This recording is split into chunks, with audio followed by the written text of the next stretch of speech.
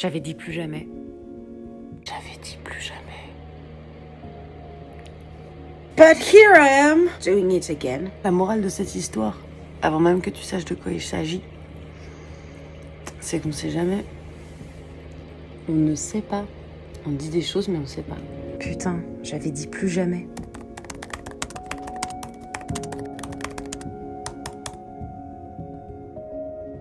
J'ai plus de 30 tatouages. Je les ai toujours faits pour me réapproprier mon corps, pour m'inscrire sous la peau des croyances profondes que j'avais. La liberté absolue, la nature et ses droits, l'espoir. Pour faire la paix avec moi, avec la petite Marion, et pour me promettre que tout allait bien se passer. Ça fait longtemps que j'ai pas eu de nouveaux tatouages parce que j'avais dit plus jamais. Comme un con, j'ai encore cru que mes décisions étaient immuables. Mais plot twist, j'ai changé d'avis. J'ai surtout besoin de me pardonner un peu parce que j'ai été salement méchante avec mon corps cette dernière année. Alors que je lui avais promis d'être tendre. J'ai été vicieuse et je me suis foutue dans des bourbiers par dizaines. Je traverse une passe nulle de ma vie là, où j'ai perdu tout mon amour-propre dans le siphon de la baignoire, je sais pas où il est passé. Alors oui, j'avais dit plus jamais, mais aujourd'hui, je me refais tatouer. Mieux même, je me fais soigner. Je dois refaire un pacte avec moi-même de pas me laisser tomber et de vraiment m'aimer aussi fort que je peux avant de laisser quiconque rentrer dans ma vie. Et dans ma vie, il y a plein de synchronicités, puisqu'au moment où j'en avais le plus besoin, Eva m'a écrit sur Instagram. Pour la fin d'année, elle met en vente des tatouages dont elle reverse les bénéfices à une association. Elle m'a demandé un coup de pouce pour en parler.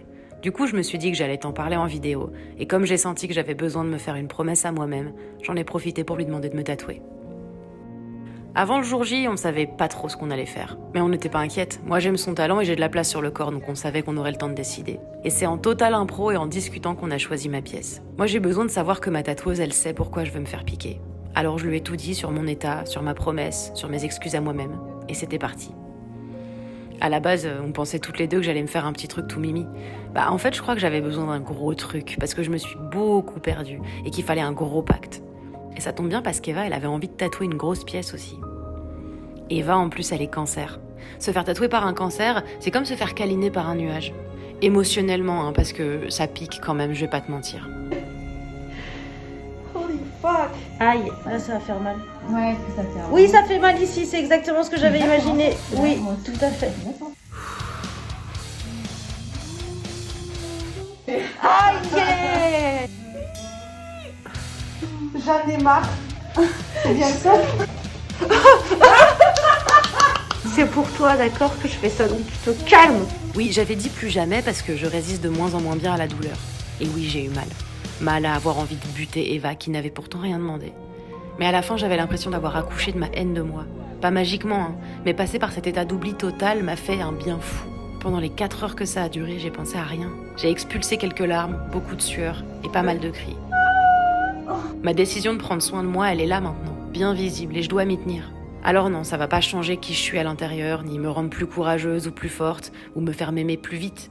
Mais à chaque fois que je poserai le regard sur cette pièce, je me souviendrai comme un gros post-it que je peux pas me faire du mal, m'abîmer, que je dois trouver en moi la force incommensurable de m'aimer, et que je dois me chérir. J'ai écrit ce texte encore toute droguée par les endorphines qu'a lâché mon cerveau pour me faire supporter la douleur. Je me sens comme toute vaporeuse, mais surtout je suis heureuse. Ça te plaît? Ah, j'adore, j'aime tant. Pas juste parce que je me suis fait tatouer, mais parce que maintenant que j'ai fait cette démarche, je peux pas revenir en arrière. C'est entre moi et moi-même, et je me lâcherai pas. On fait tout ce qu'on peut avec ce qu'on a. Prendre soin de soi, pour certains, ça passe par s'éloigner, prendre un bain, binger des séries, aller voir un psy ou faire de la méditation. Parfois, c'est tout à la fois, il n'y a pas de recette magique.